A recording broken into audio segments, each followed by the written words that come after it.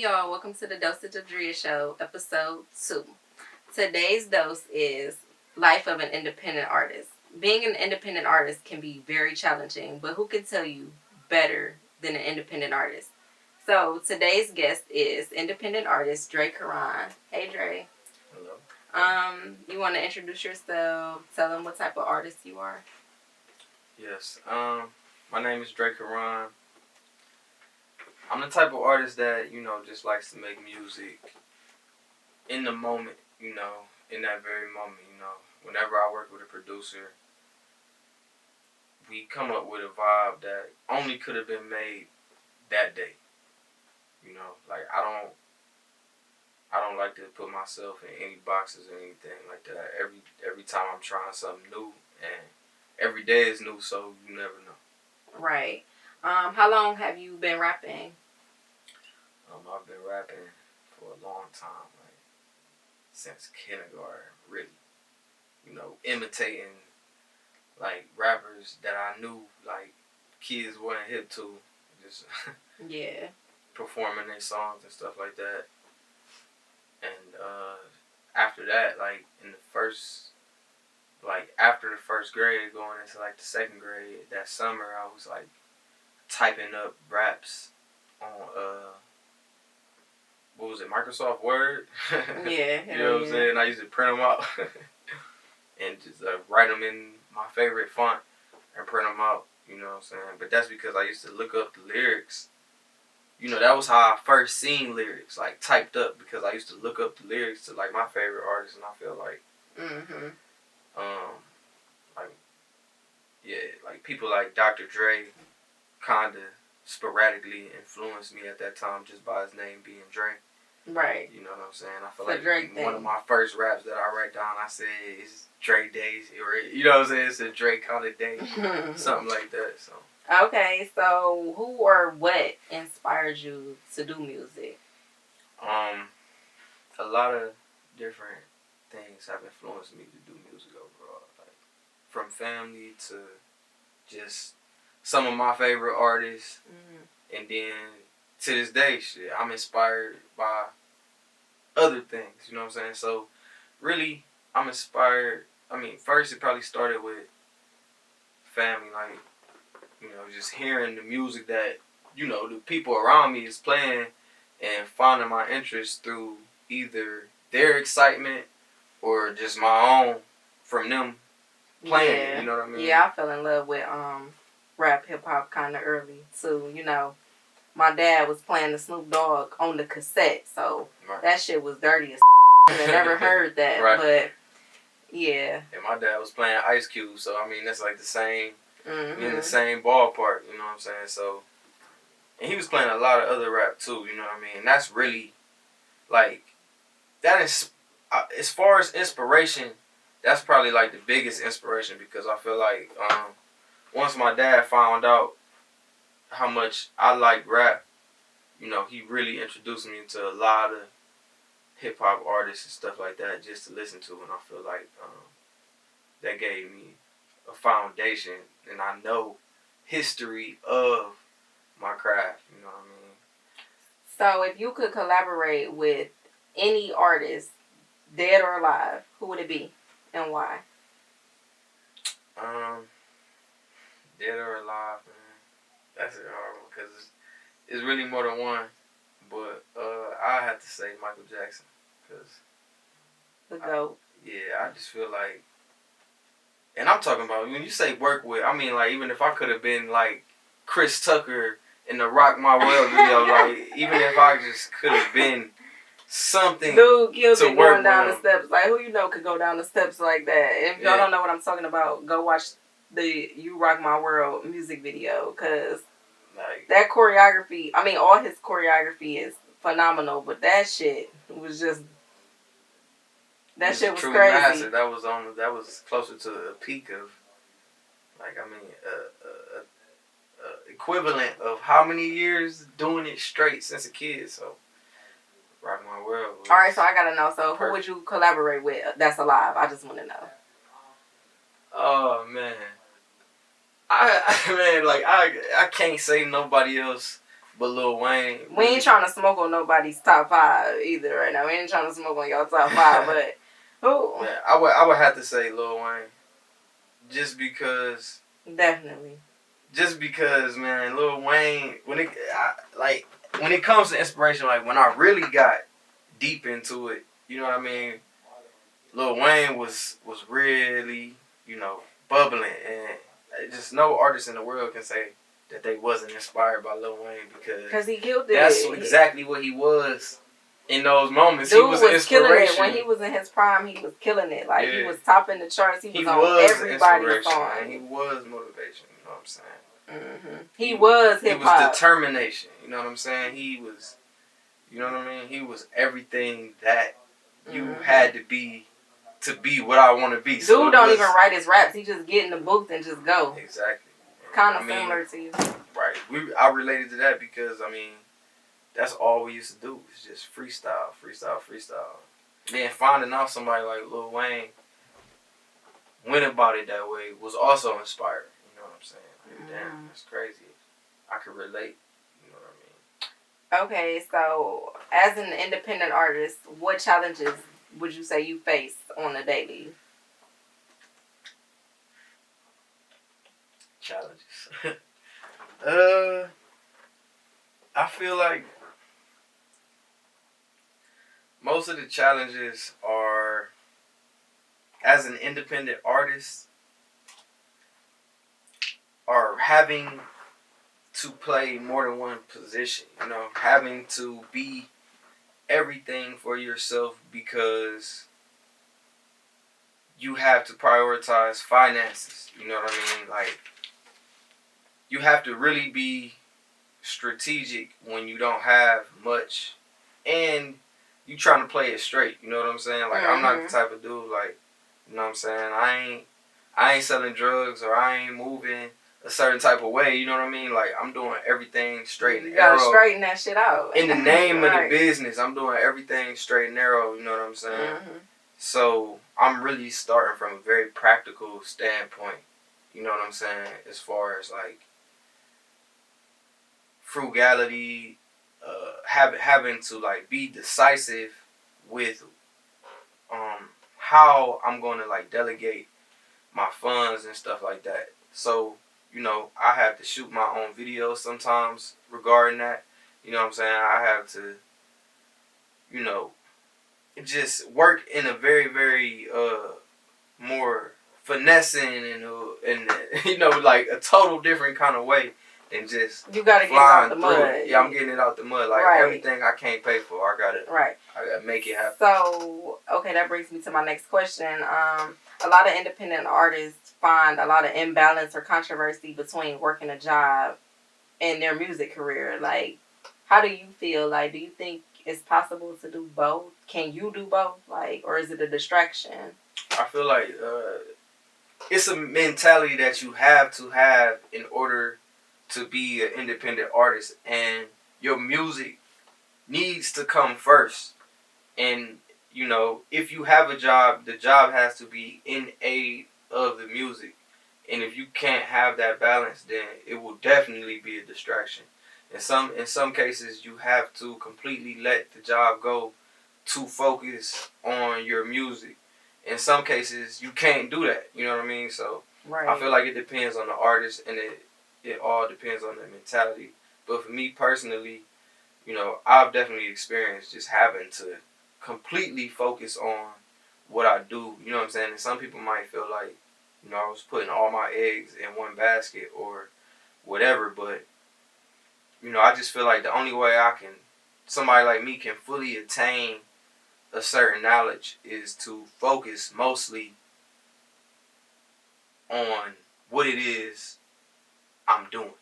You know what I mean? I can't have too many things in my mind. Like how they used to ask you your long-term goals and your short-term goals when you were in school. Like, what do you see? Like, I have to do that even as a student. Like, it was times where I was putting more work into my job than I was into my school career. Like, during this pandemic, I just put it together. Like, school is more important to me. Like, I wasted so many years and so many times punching the clock at somebody else's business that's taking out of time from my brand and what I need to do to produce the best for myself. And it's always going to be sacrifices in life in general. So that's where it comes to, like, you know, making decisions that are best for you. Like, you know, how does everything factor in? Because it's like, whether it's a job or family or like personal issues, like, you always have to have some type of balance in life in general. So I just feel like that's one of those things that's, you got to know what means the most to you and how you work and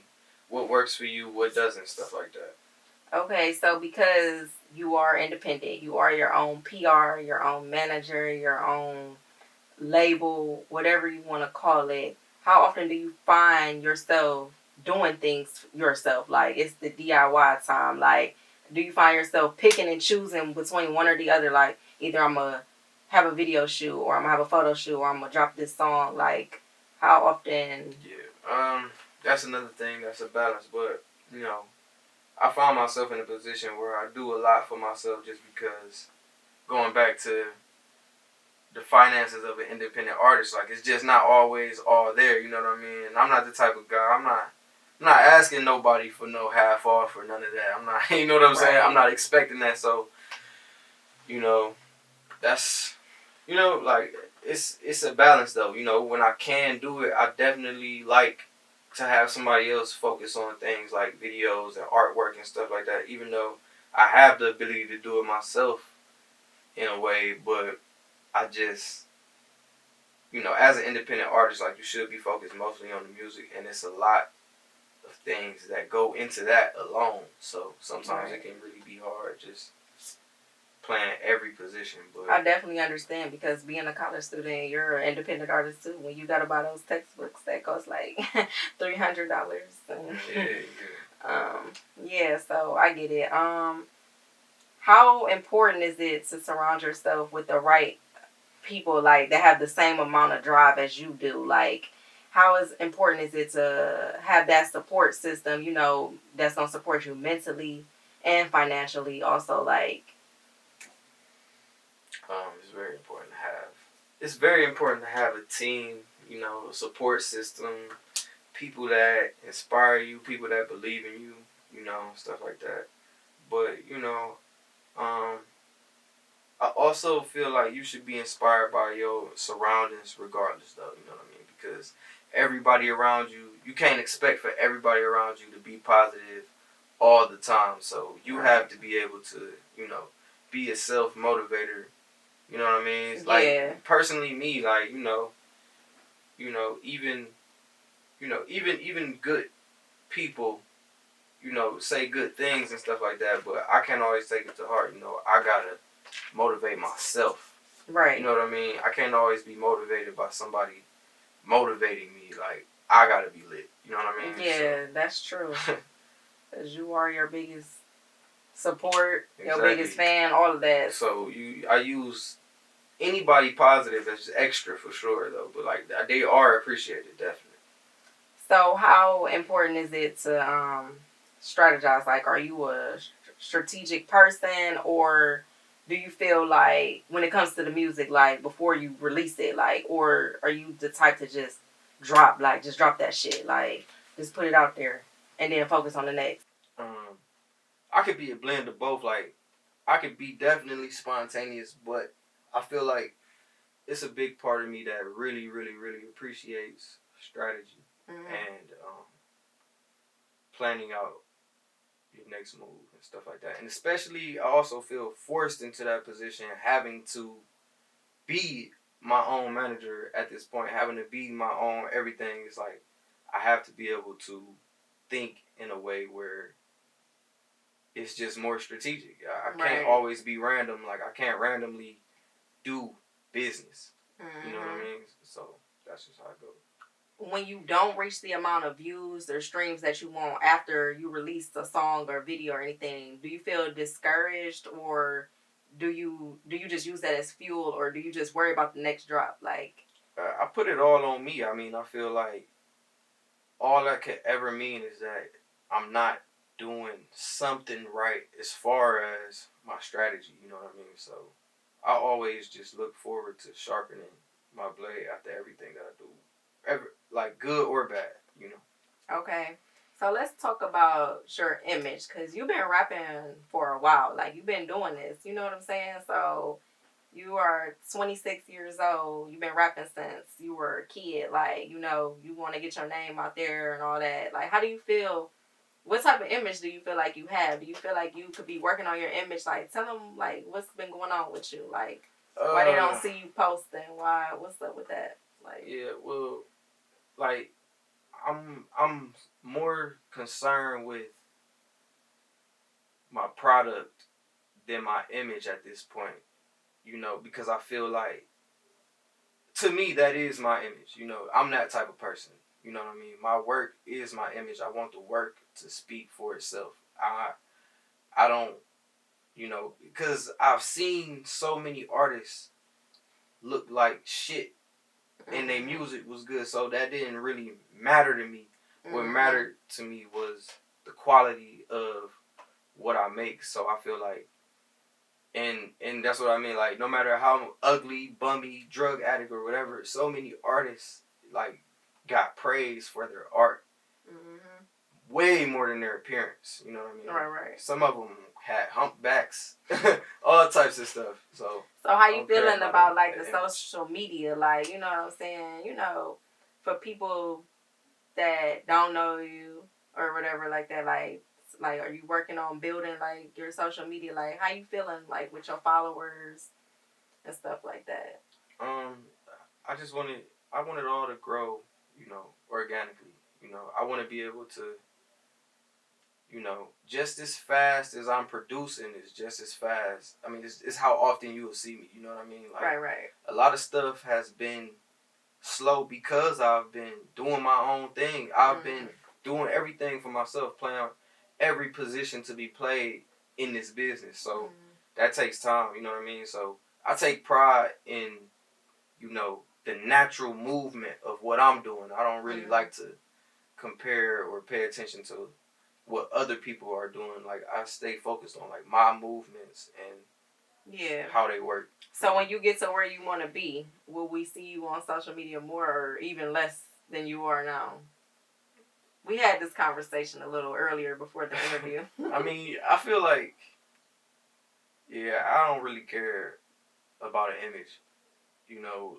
I know you you gave me an example. Like, like, my whole thing is like, go look at Kendrick's IG right now. You know what I mean? Like, it's a fucking picture of a file, because he's telling you new thoughts. So, like, it's just, I feel like that's my thing. Like I said before, it's all about the quality of my mind, the quality of my art. So, social media, I mean, that's obviously important in business, but I just, like, the whole thing trickles down to the quality of my product.